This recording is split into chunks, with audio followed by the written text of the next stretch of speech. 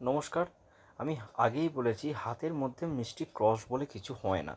এটা অ্যাকচুয়ালি আমাদের যে লাক লাইন এগোয় সেই লাক লাইনের ওপর কাট তৈরি হয়। তাহলে অ্যাকচুয়ালি এত যে ফল, এত যে শুভ ফল এখানে মধ্যে কী রেখা থাকলে পাওয়া যায় সেই নিয়ে আমি আলোচনা করব। প্রথমেই বলি এই জায়গাটা হচ্ছে রাহুর ক্ষেত্র, আমি আগেও বলেছি। আর রাহুর মেন পয়েন্ট হচ্ছে এই জায়গাটা বা এই এতখানি জায়গা। তো অ্যাকচুয়ালি হয় যেটা, আমাদের যে স্ট্রেস লাইনগুলো থাকে, এই যে স্ট্রেস লাইন কোনো সময় এটা জীবনরেখা থেকে, জীবনরেখার ভেতর থেকে রাহু রেখা হিসেবে উৎপন্ন হয়, কখনো এটা হার্ট লাইন থেকে মাঙ্গলিক যোগের যে রেখা বা মাথা গরমের যে রেখা বা টেম্পটেড হওয়ার, খুব তাড়াতাড়ি মাথা গরম হয়ে যাওয়ার যে রেখা, এই রেখাটি, এই রেখা। এবং যদি এই জীবন রেখা থেকে কোনো ফেট লাইন ওপর দিকে ওঠে, সেই রেখা, এই চারটি রেখা দিয়ে একটা চতুর্ভুজ তৈরি করে। তার ফলে কি হয়, এই বিশাল চতুর্ভুজের জন্য কোথাও না কোথাও একটা বিশাল বড় সম্পত্তির অধিকারী হওয়ার একটা জায়গা কিন্তু অ্যাস্ট্রোলজি মতে তৈরি হয়। আমরা জানি যে কোনো কোনো সময় এই স্ট্রেস লাইন যখন বেরোয়, সেই স্ট্রেস লাইনগুলো কিন্তু একে অপরের সঙ্গে মিলিত হয়ে কোনোভাবে যদি ত্রিভুজ বা চতুর্ভুজ তৈরি করে, তাহলে কিন্তু সেটা কোথাও না কোথাও শুভ হিসেবে গণ্য হয়। তো এই হাতে আমি দেখালাম দুটো রেখা, আপনাদেরকে আরও ভালো করে দেখালে আপনারা বুঝতে পারবেন।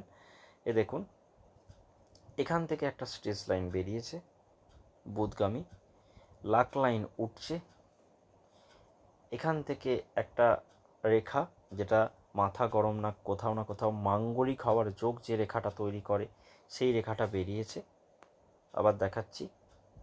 এবং এখান থেকে একখানা রেখা, যেটাকে আমরা অফশুট বলি, যেটা লাইফ লাইন থেকে বেরোয়, সেই অফশুট, এই চারটি রেখা মিলে একটা কিন্তু চতুর্ভুজ তৈরি করেছে। একদম ক্লিয়ার কাট পুরো, যদি আমি রেখাগুলোকে ইন্ডিকেশানের লাইটগুলো সরিয়ে দিলে আপনারা বুঝতে পারবেন। এরপর দেখুন একটা ত্রিভুজ তৈরি করেছে। কোথায় তৈরি করেছে? দেখুন, এই যে ফেড লাইনের এই অংশটা বেরোচ্ছে, এখান থেকে একটা হালকা লাইন কিন্তু যুক্ত হচ্ছে, আর এখান থেকে একটা রেখা তৈরি হচ্ছে। তো এখান থেকে কোথাও না কোথাও একটা ত্রিভুজও কিন্তু আমরা দেখতে পাচ্ছি। আমি রেখাগুলোকে বিভিন্ন কালার দিয়ে ইন্ডিকেট করছি। দেখুন, এই একটা ত্রিভুজ, এই একটা চতুর্ভুজ, আবার এখানে একটা ছোট কোথাও না কোথাও ত্রিভুজ কিন্তু তৈরি হয়েছে। এই সমস্ত রেখাগুলো সবগুলো মিলিত হয়ে কি কি দেয় এবার বলি। এই চতুর্ভুজ কোথাও না কোথাও প্রোটেকশান দেয়, কোথাও না কোথাও সম্পত্তি দেয়, কোথাও না কোথাও আপনার মানির প্রতি অ্যাট্রাকশান দেয়। চতুর্ভুজ মানেই কিন্তু এটা, সেটা যে স্থানীয় হোক, এবং সিকিউরিটিটা মেনলি দেয়, সিকিউরিটি এবং ল্যান্ড জায়গাটা মেনলি দেয়। আচ্ছা, এই ত্রিভুজগুলো কী করে? এই ত্রিভুজগুলোর কাজ হচ্ছে যে কোনো জায়গায় ইনভেস্টমেন্টের ক্ষেত্রে লাভ দেয়, কোথাও না কোথাও জব অর্থাৎ চাকরির একটা সুযোগ তৈরি করে দেয়, আবার কোথাও না কোথাও একটা সিকিউরিটিও কিন্তু দেয়। এর সাথে সাথে দেখুন, মঙ্গল থেকে রেখা উঠছে সূর্য পর্বতের দিকে, খুব নারিকা রেখা দিয়ে তৈরি, সূর্য পর্বতের দিকে উঠছে এবং এই রেখাটা নামছে, দিয়ে এই রেখাটার জন্য একটা এদিক থেকেও ত্রিভুজ তৈরি হচ্ছে। তো ওই দিকে যাচ্ছি না। তো এই তিনটে রেখার ফল কিন্তু এইটা।